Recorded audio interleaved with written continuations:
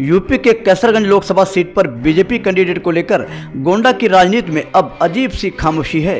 Hot seat बन चुकी कैसरगंज इस समय देवीपाटन मंडल के चारों जिलों के साथ ही आसपास के जनपदों में भी चर्चा का विषय बना हुआ है। हर जुबान पर एक ही सवाल है कि बृजभूषण शरण सिंह नहीं तो फिर लड़ेगा कौन। आपको बता दें कि गोंडा की कैसरगंज लोकसभा सीट से बीजेपी सांसद बृजभूषण शरण सिंह के टिकट को लेकर अभी भी असमंजस की स्थिति बनी हुई है। राजनीतिक गलियारों में चर्चा हो रही है कि बीजेपी बृजभूषण शरण सिंह के बजाय अवध ओझा या किसी अन्य ब्राह्मण को टिकट दे सकती है।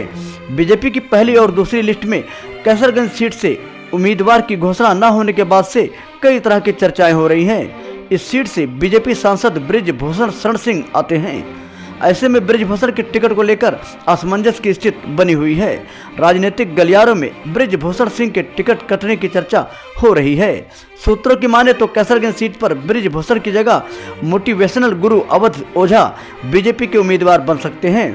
बता दें कि पेशे से टीचर अवध ओझा यूपीएससी की तैयारी कर रहे छात्रों को पढ़ाते हैं।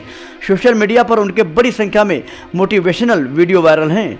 हाल ही में अवध ओझा ने 2 बड़े बीजेपी नेताओं से मुलाकात भी की थी। अवध ओझा ने इसी साल 4 मार्च को यूपी सरकार में उप मुख्यमंत्री केशव प्रसाद मौर्य और राज्यसभा सांसद दिनेश शर्मा से मुलाकात की थी।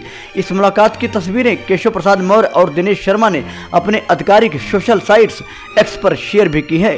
दोनों ही नेताओं से मुलाकात के बाद से अवध ओझा के चुनावी दंगल में उतरने की चर्चाएं हो रही हैं। हालांकि अवध ओझा की तरफ से अभी तक कोई आधिकारिक पुष्टि नहीं हुई है।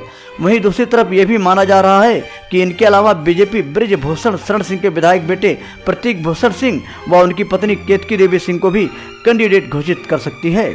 इसके साथ ही बृजभूषण शरण सिंह के करीबी और विधायक अजय कुमार सिंह प्रेमनारायण पांडे का भी नाम चल रहा है। वहीं पूर्व विधानसभा प्रत्याशी महेश नारायण तिवारी का भी नाम अब चर्चा में है।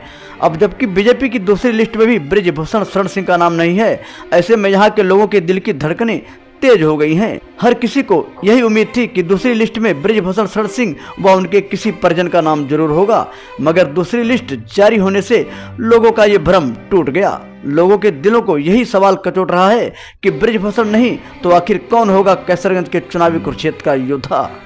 यहाँ सबसे खास बात यह है कि इंडिया गठबंधन में यह सीट सपा के खाते में भी अभी तक सुरक्षित है। समाजवादी पार्टी के मुखिया अखिलेश यादव ने भी इस सीट पर अपने प्रत्याशी की घोषणा अभी तक नहीं की है, बल्कि मीडिया के एक सवाल का जवाब देते हुए अखिलेश यादव ने कहा कि यदि बृजभूषण सिंह टिकट मांगते हैं तो उन्हें टिकट दिया जाएगा।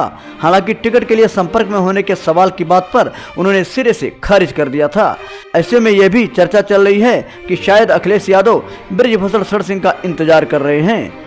अब देखना तो यह है कि भाजपा द्वारा सियासती शतरंज के मोहरे बिछाने में माहिर बृजभूषण शरण सिंह को चुनावी मैदान का योद्धा घोषित किया जाता है या किसी ब्राह्मण कैंडिडेट को चुनावी मैदान में उतारा जाता है।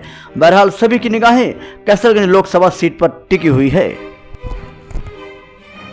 हम उम्मीद करते हैं कि ये वीडियो आपको जरूर अच्छा लगा होगा।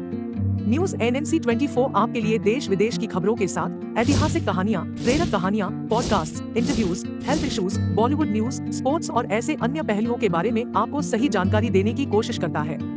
दोस्तों, ऐसी ही और वीडियोस देखने के लिए न्यूज एनएनसी 24 चैनल को सब्सक्राइब करें, जिससे आने वाली हर अपडेट आपको मिलती रहे। आप अपने फीडबैक को हमारे चैनल न्यूज एनएनसी 24 के कमेंट बॉक्स में भेज सकते हैं।